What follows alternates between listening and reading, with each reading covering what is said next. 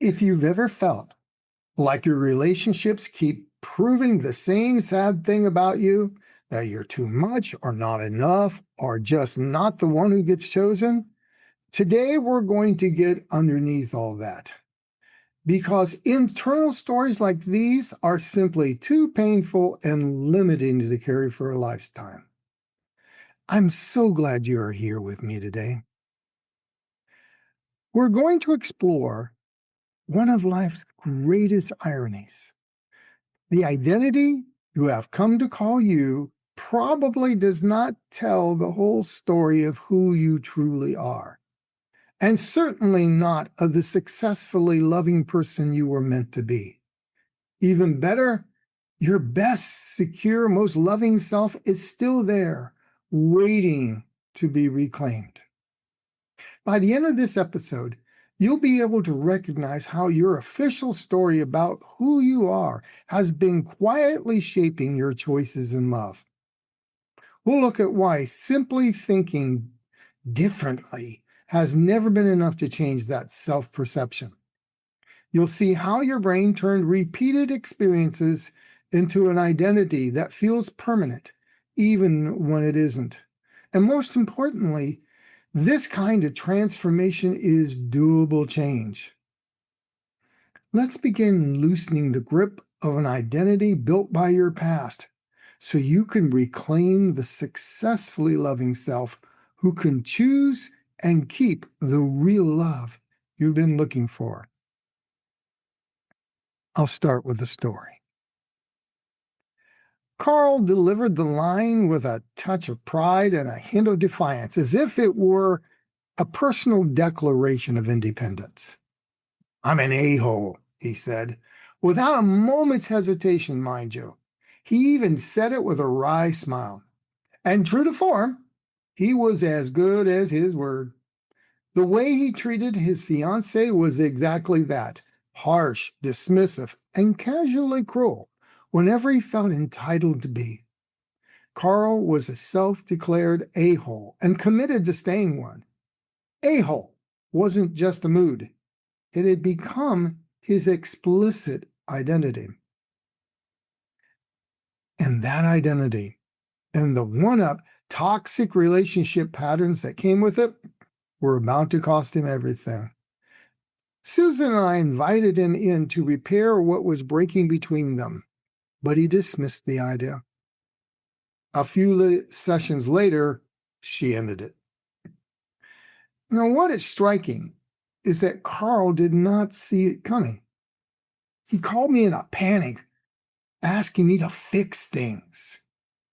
But after 7 years of organizing himself around that identity inside their relationship, there was very little to repair. Identity does not always, though, announce itself this loudly. More often, it operates quietly, shaping how we move through relationships without ever being named directly, influencing what we expect, what we allow, and what we believe is possible in love. Emily carried hers that way. "No matter how hard I try, love never works out," she told me. "I'm never the one who gets chosen. I feel like I'm always the bridesmaid, but never the bride when it comes to a man choosing me." She went on to describe the exhausting cycle of broken relationships, dead-end engagements, and a fear that lived quietly underneath it all. When does love go away? Why doesn't love ever choose me? Now, that fear began in childhood at 10, when her father left Emily and her mother. It continued to echo through every relationship that followed.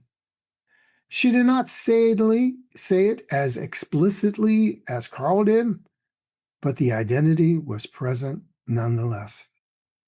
An implicit conclusion that had organized her inner relationship world over time. I am the unchosen one. What we see in Carl and Emily are two very different expressions of the same underlying process. One is overt, almost defiant in its declaration.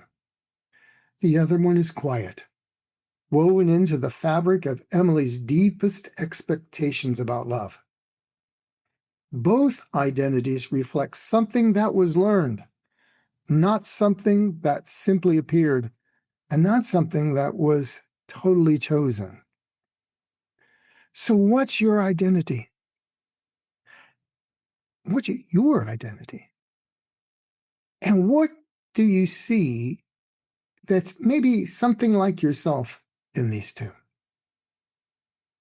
And let's be clear here, identity is not the starting point of the self, it is the finishing point that wants to keep on repeating. And this raises the question at the heart of this episode: how do we create the identities we hold so dear? We hear identity most clearly when it takes the form of an I am statement. I'm the organizer in the family. I'm always the loyal one. I'm never enough to be loved. I'm always the one who gives. I'm the responsible one. When those statements fuse with words like always and never, something shifts. We are no longer hearing a description. We are hearing a conclusion, one that has been acquired over time. And the feeling is that of permanence and absolute truth, especially about who we are and who we can be. Now, the word identity is an interesting one. It comes from the Latin word idem, meaning the same. Identity is what allows us to experience ourselves as the same person across time, in different moments, different roles, different relationships, even as everything around us changes. It is the organizing story and declaration the brain tells itself to hold all of its experiences together. You may have even seen the Latin root for this word at airports. Idemia is the biometric ID company the government uses to confirm you're the same person as your ID. And that's what the word identity means in a nutshell: to proclaim yourself the same as something. But here is what most people are never taught to see. Identity is not the starting point of the self. It is the finishing point. It is what the brain builds last, after years of integrating layers of things far deeper and far more felt, and often far more earlier. And once the brain finishes building it, identity does something totally remarkable. It stabilizes everything underneath it: the feelings, the protective patterns, and the quiet conclusions about what love and relationships are allowed to look like. Almost nothing in the human brain stabilizes past pain quite like your identity does. Which means that changing who you believe yourself to be is not a matter of deciding to merely think differently. Reclaiming a self who is better at relationships requires something much deeper. It means going all the way back through the layers the brain used to build the identity in the first place: the feelings, the states, the beliefs, and the stories. And then each layer must relearn the emotional experiences that built your identity long before you ever uttered a single I am statement. That is the level at which real change lives. And unlearning these old emotional layers, these old emotional truths that underlies the quote unquote truth of your identity, that's the true path to reclaiming your original secure self, who can attract and keep the relationship you want. Inside my office, I have a poster on a wall for the past 15 years. It's meant to remind me of something important. It simply says, let your identity be a tool for your soul. Let me say that again. Let your identity be a tool for your soul. Here's what that means for me. Maybe it can mean something similar for you too. Over time, I learned that my identity was never meant to be a life sentence handed down by my past.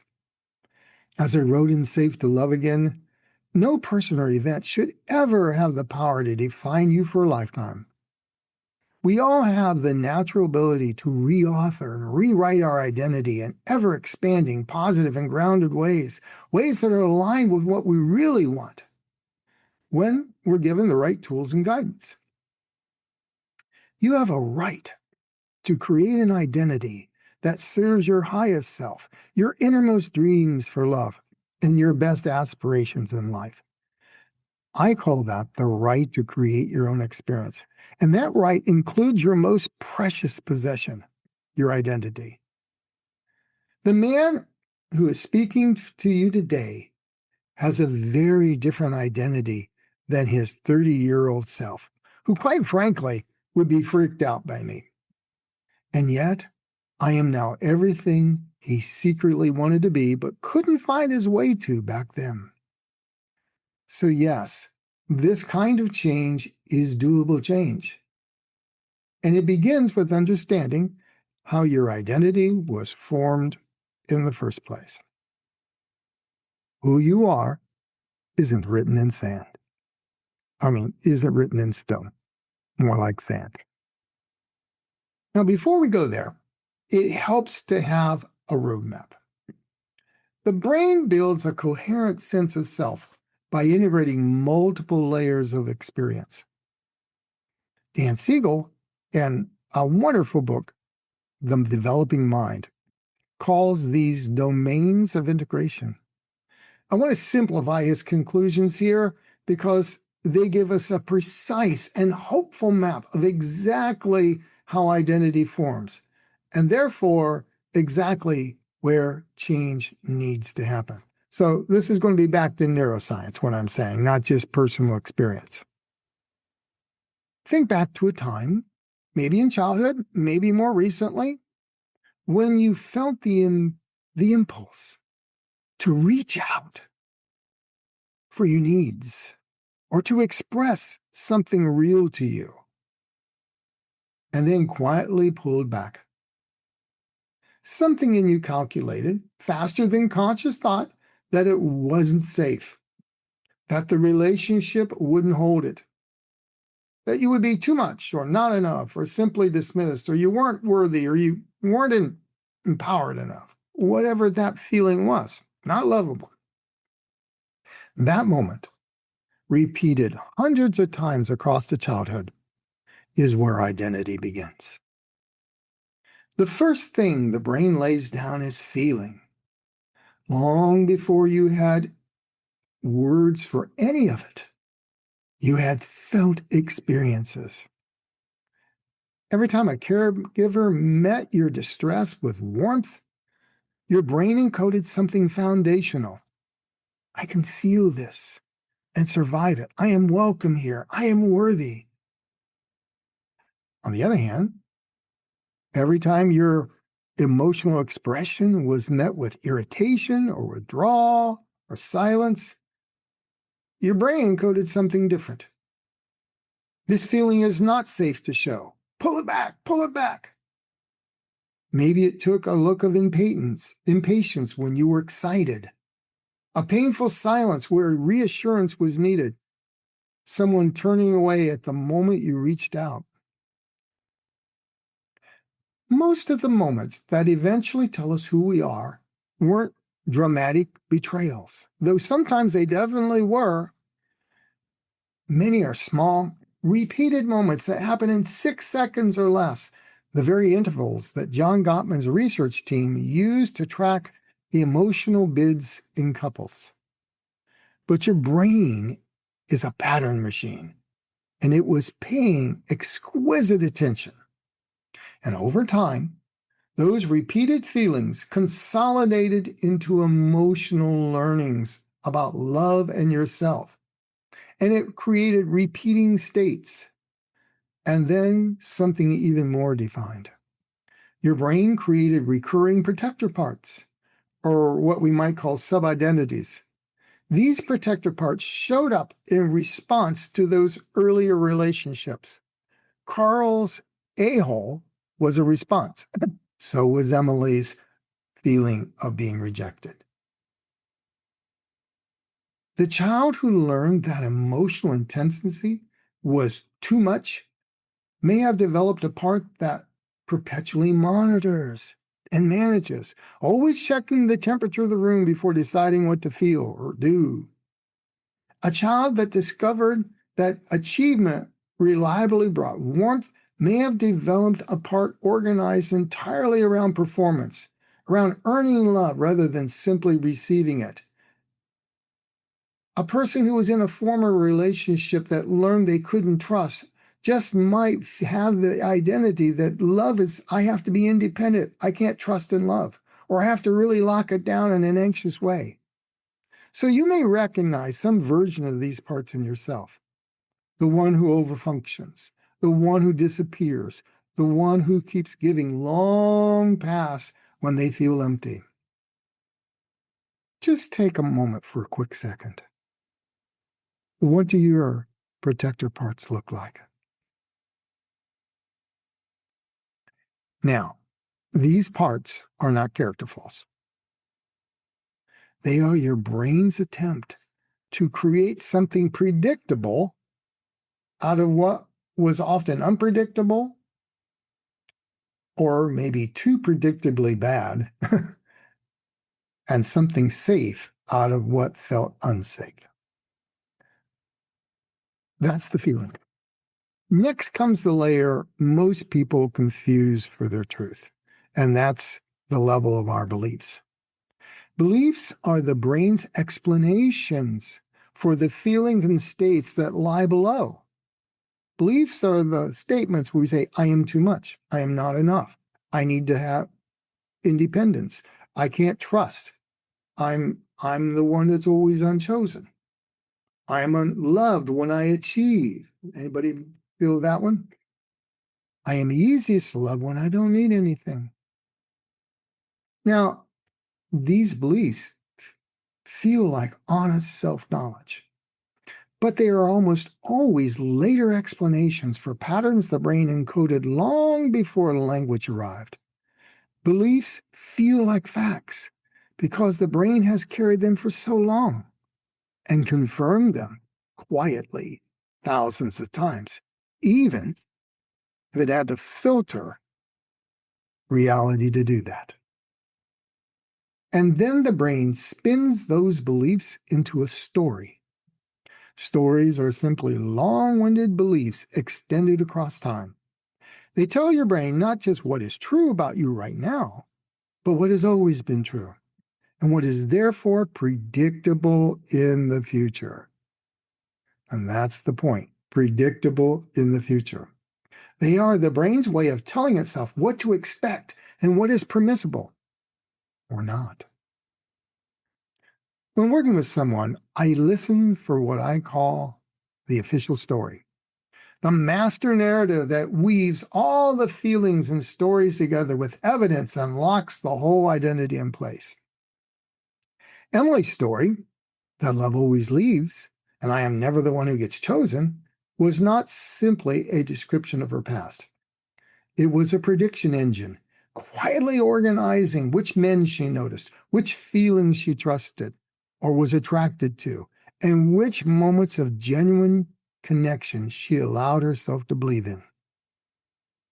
Carl's story performed the same function in reverse, declaring the ending before anyone else could write about it.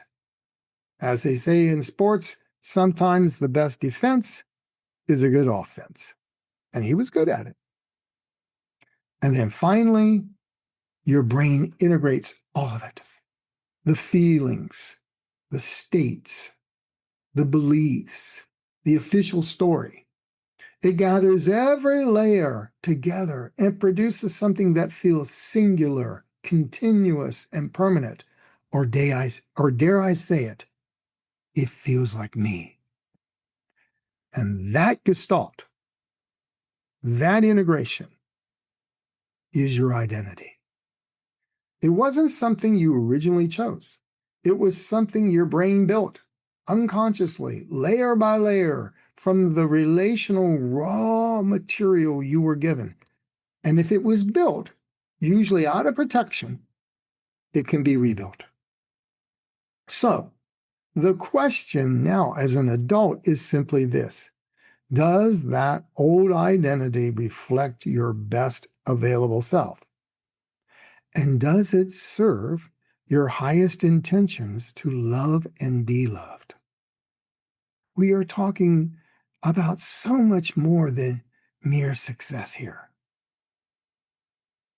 What makes this so quietly consequential is that the brain doesn't experience its own identity as a construction. It experiences it as if it was a reality, as if it was a law of nature. It's just the way it is.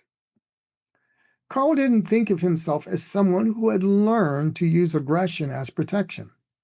He experienced himself simply as an a-hole, as fixed as his height. Emily didn't experience herself as someone whose brain had encoded abandonment as inevitable. She simply experienced herself as genuinely and mysteriously unchosen, as if love simply didn't work for her that way. Strange as this may seem, this is how identity is designed to function. The brain builds it precisely so that it doesn't have to keep re-evaluating the same questions from scratch. That's a waste of energy, and the brain doesn't like that. And once complete, identity runs automatically, filtering perception, shaping expectation, and selecting for experiences that confirm what it already believes. Let me repeat that. Your identity selects for experiences that confirm what it already believes. So it has negative expectations. It will select for those to confirm who I am. And that's the real tragedy.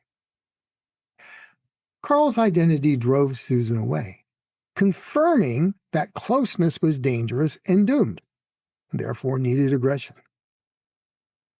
Emily's identity drew her toward men whose unavailability felt familiar, confirming again and again that love leaving was simply the way of things.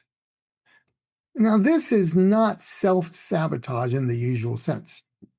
It is the brain doing exactly what brains do, organizing experience around what it has learned to predict.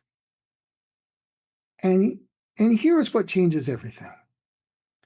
In all of this, you did not fail at being yourself. I want you to get clear here. You didn't fail at being yourself.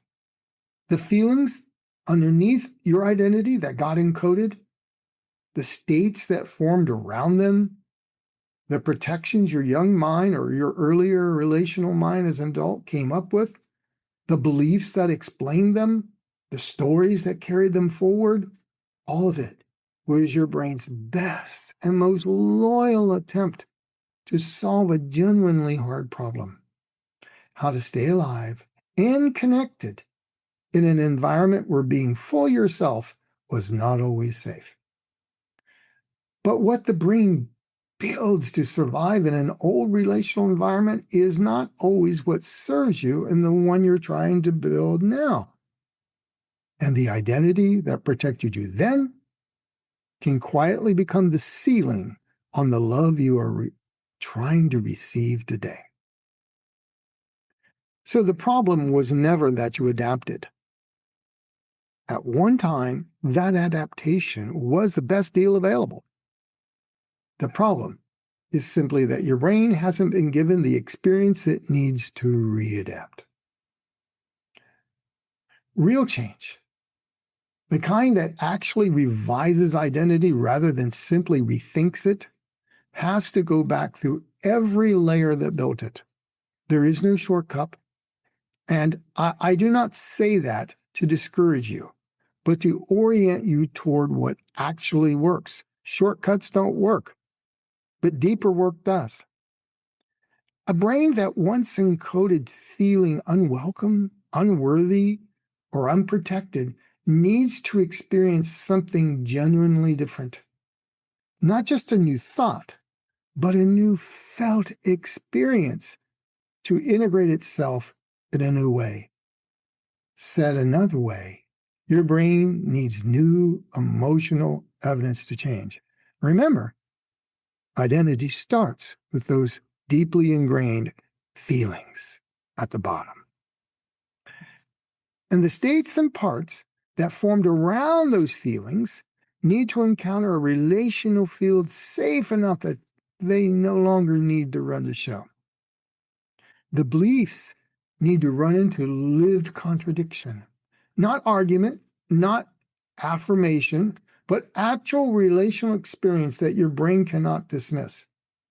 And the story needs to be rewritten, not just in the upper cortical part of your brain where you live, but in the deeper subcortical regions where your baseline emotional learnings are stored.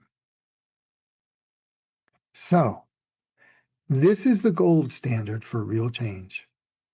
A genuinely rebuilt identity, reauthored from the deeper layers up, with new feelings generating new states. New states allowing protector parts to stand down. New beliefs making possible a different story, or how you tell it. And a different story finally producing a different declaration about who you are and what love is allowed to look like in your life. And let's be frank here. This is deeper work than most people have been offered. It is more specific, I should say, than self-compassion. It's more durable than just insight. And it is more possible than most people believe when they first sit down with me. For now, it may be enough to simply begin noticing, not as judgment, but as honest witnessing. Where do you find yourself becoming smaller, quieter, or more careful to keep connection intact? Where do you recognize your own version of Carl's declaration or Emily's quiet conclusion? Where does your identity seem to be running the show in ways you never consciously chose? Let me say it again. Where does your identity seem to be running the show in ways you never consciously chose, and that is giving you the results that you so want to change? Because underneath every identity that your brain has ever built itself around is survival. And your more original true self was actually never lost. It was simply strategically set aside, like in those old-fashioned layaway plans. And if it's been waiting for a brain that has finally been given something new to integrate, and conditions loving enough to finally make that new integration, feel safe and possible. All of this is doable change. I want to really impress upon you that I have lived it. I've accomplished it myself. And even more importantly, I've watched clients live that same miracle too. I think of Carl often. After that breakup, he kept working with me, wisely so. Even after the engagement ended.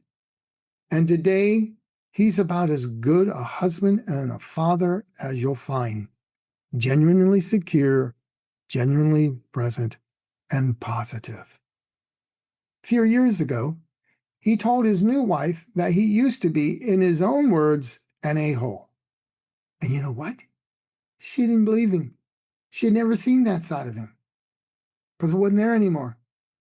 And what seemed like a slapstick comedy act, he called me out of the blue one day to confirm with her that that's what he had been before. And she was right there listening. And I confirmed that, yes, 4 years earlier, that really was the man he'd been. And she was truly incredulous. the man she'd married simply didn't compute with the man he was. That's the power of changing an identity. What about Emily, you say? Well, she learned that love could stay. And therefore, she started choosing and picking differently, attracting different men. And she found her loving husband too. Both are happily married, securely attached, and enjoy a firm right to love and be loved right back, as I call it. And today you heard exactly how it happens. Layer by layer, back through the feelings, the states, the beliefs, and the stories, until the old official story about me finally lets go of the wheel. That's how they got there, and that's how you can too. That's the path. That's what it means to reclaim your most successfully loving self. It is not learning any new kind of performance. God knows so many of us have done that. It's about reclaiming a version of you that was there all along, before anyone ever taught you that you had to be successful, or that you had to be an a-hole, or to feel perpetually unchosen, or to feel anything less than someone who is genuinely worthy and capable of real love. So if this episode helped you see your own official story a little more clearly, I want you maybe do things for me. Subscribe so you don't miss what's next, because we're going to keep going deeper on this. And if there's someone in your life still carrying an identity that isn't meant to be theirs anymore, send them this episode. It might be exactly the sentence they need to hear today.